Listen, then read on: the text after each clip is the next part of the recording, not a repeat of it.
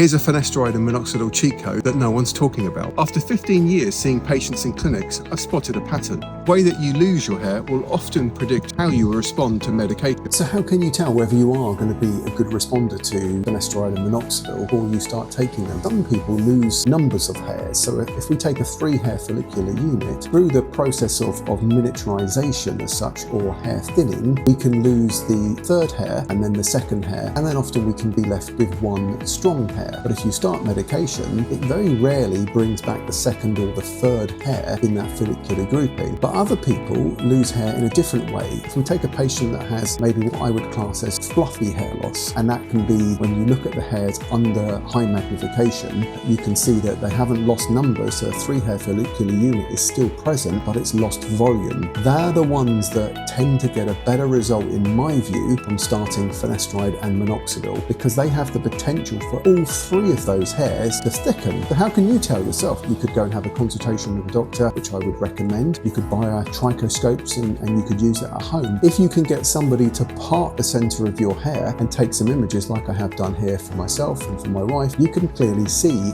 the multiple units. Maybe not as well as you would do under a trichoscope, but it gives you a general idea of whether you might be somebody who will go on to have thickening of your hair or will just get stabilization of hair.